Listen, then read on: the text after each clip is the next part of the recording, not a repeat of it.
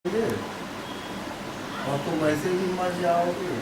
फांसी से लगाने से अच्छा है। और ये तुम्हारा खून किसी के काम आएगा, उसको कन्विंस किया, उसने ये सोचा ही बात।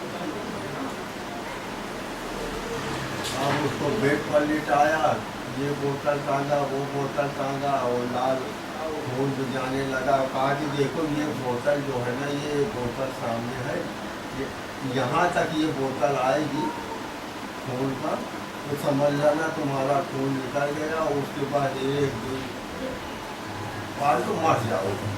उसको खूब कन्विंस किया उसको। अब उसकी सीरीज लगी है, न खून से शरीर से निकाला जा रहा, न खून से निकल रहा है, खाली वो फंक्शन होता होता वो लाल रंग की बोतल, लाल खून का ऐसा आ रहा है, जा रहा है, उसमें स्टोर भी हो रहा है, वो चढ़ रहा है, सारी फंक्शन वो देख रहा है, खून शरीर से नहीं निकल रहा। अब उसके मन में वही मन की भावनाएं, वो वहाँ तक गया, यहाँ तक आए, यहाँ पर आए पर मर जाए या मर जाए, जो वो वहाँ तक पहुँचे मर खून एक बूंद तो नहीं निकला। ये है सारा खेल। इसीलिए मन ही ईश्वर, मन ही देवता है। सबको मन से बड़ा न कोई, मन ही सब कुछ और कुछ नहीं। इसीलिए जोर दिया जाता है कि मन, और क्या, यही चेतना है, यही कॉन्शसनेस है, यही मन इनिशियल के स्टेज में बनकर रहता है, इतनी चंचलाहट रहती है। यही मन वायु से भी तेज दुष्कर, इसीलिए पवन पुत्र कहा जाता है हनुमान को। कोई किसी शंकर के, किसी महापुरुष के सानिध्य में जाता है, शंकर का मतलब इसकी सारे शंकाएं हल हो चुकी हो, काट चुका वो शंकर। उसके पास गया, साधना पथ में लगा, कुछ काम बना, वही धीरे धीरे धीरे धीरे स्थिति बदली, मन की सब बन गया, तो वही हनुमान हो गया। हनुमान का मतलब है जिसने वो एक ऐसी स्थिति को प्राप्त किया जिसमें अहंकार खो गया। हनुमान का मतलब जिससे मान सम्मान का हनन कर दे, वो हनुमान क्या। मन की स्थिति को, मन को ही मिटाना ही सारा साधना का मूल होता है।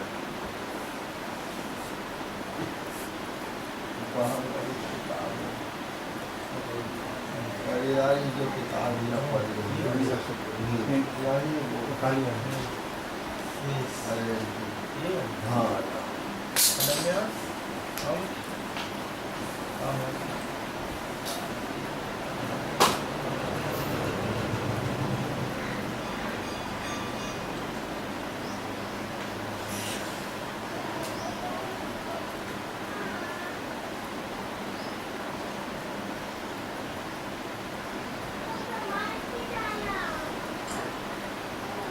क्या आपने अपने स्वयं को पहचानने का प्रयास किया है ना? हम तो शंकर जी को पहचाने का हनुमान जी के चक्कर में पड़े, अपने के चक्कर में।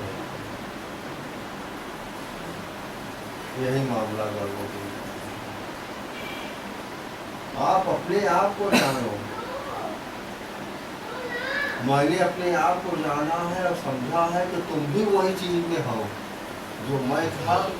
मेरे जी ने अर्जुन को तो यही बोला ना कि अर्जुन तेरे और मेरे में मोहम्मद साहब ने आए इंसानों, जो तुम हो वही मैं वो, मेरे तुम्हारे में कोई फर्क नहीं है ना? वो जी भी कोई कि अर्जुन और तेरे और मेरे में कोई फर्क नहीं है। मैं जहाँ पहुँचना था पहुँच चुका हूँ, तुझे पहुँचना शेष बस इतना सब फर्क है ना? तो वही शाश्वत महाराज जी जो कहते हैं, एक अनंत स्वरूप को चेतना आनंद, उस स्थिति में जाने में न जन्म होता है न मृत्यु होती है। तुम वही हो, तुम उसी स्थिति में अपने आप को पहचानो, जानो, वही है असली।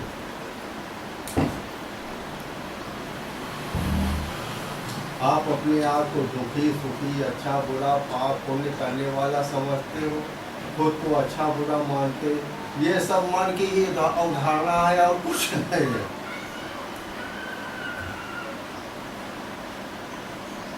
और क्या, जो मन ही की इंस्ट्रूमेंट है खत्म हो गया तो फिर सब मामला खत्म। वही गीता की भाषा में अर्जुन को सुख दुख मान सम्मान लाभ हान जय पराजय से ऊपर वही सब बातें और क्या है, इसके लिए आप कोई कर भी जा सकते।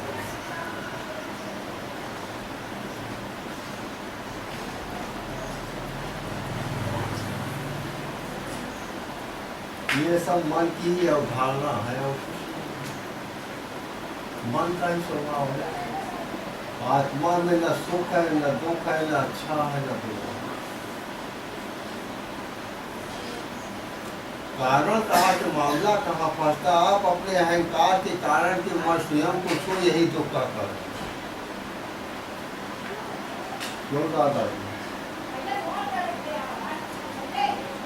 आप अपने आप को समझ लिया है, आप अपने अहंकार के कारण स्वयं को कर्ता भोक्ता मानते हो जो आप नहीं हो। आप तो साक्षी स्वरूप सबको देखने वाले हो। आप हर क्रिया के साक्षी होकर केवल साक्षी हो। शरीर में मन में जो नित्य हलचल हो रही है आप प्रत्यक्ष दृष्टा हो। आप न शरीर हो न मन हो, अपने मन से शरीर में कर्म हो रहा है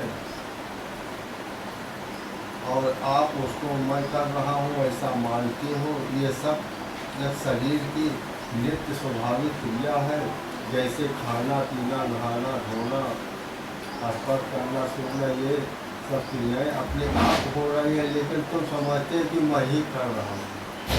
खाता हूँ पीता हूँ चलता बातें करता सुनता हूँ स्पर्श कर रहा हूँ, हर कार्य में मैं को नहीं छोड़ती।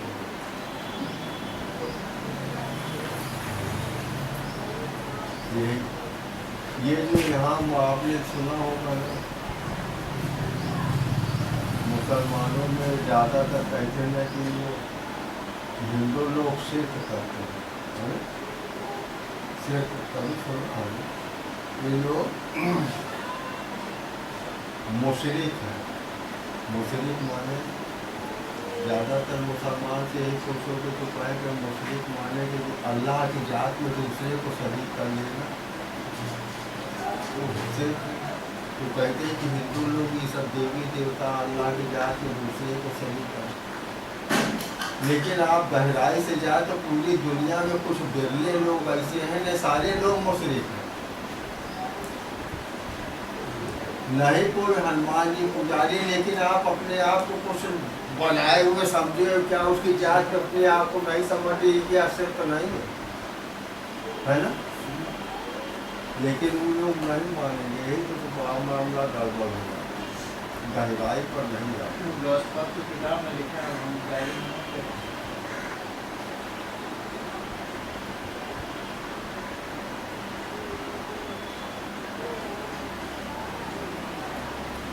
आप हर क्षण को जियो, न उस क्षण से भागो, भागना भी नहीं, चिपकना भी नहीं। अरे संसार से भाग के जाओगे, घर से भाग के जाओगे, जाओगे कहाँ, रहेगे कुछ नहीं, कहाँ जाओगे?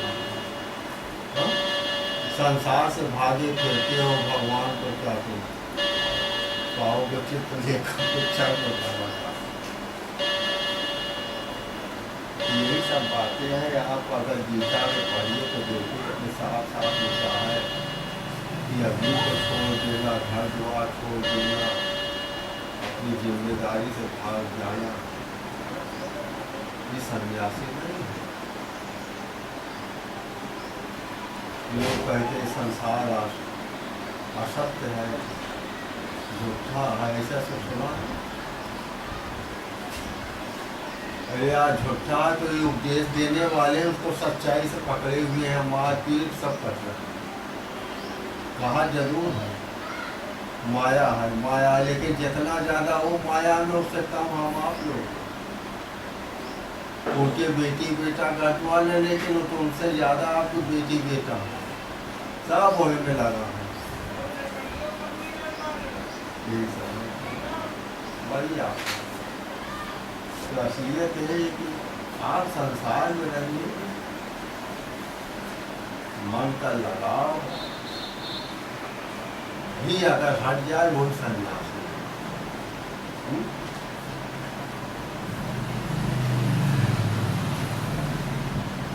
काम करिए रहिए, लेकिन अपने मन से उसे कर्तापन होने का भाव हट जाए।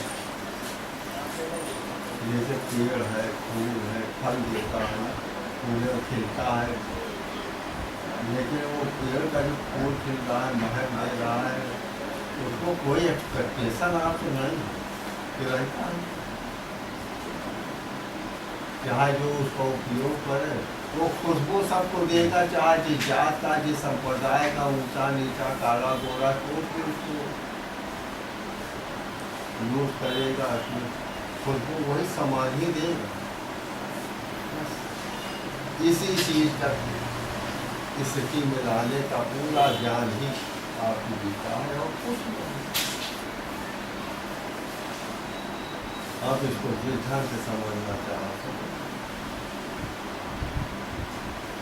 अब उसको हनुमान चालीसा पढ़ करके, शंकर जी ले करके, तीरथ व्रत करके अगर इस स्थिति को प्राप्त करना चाहते हैं,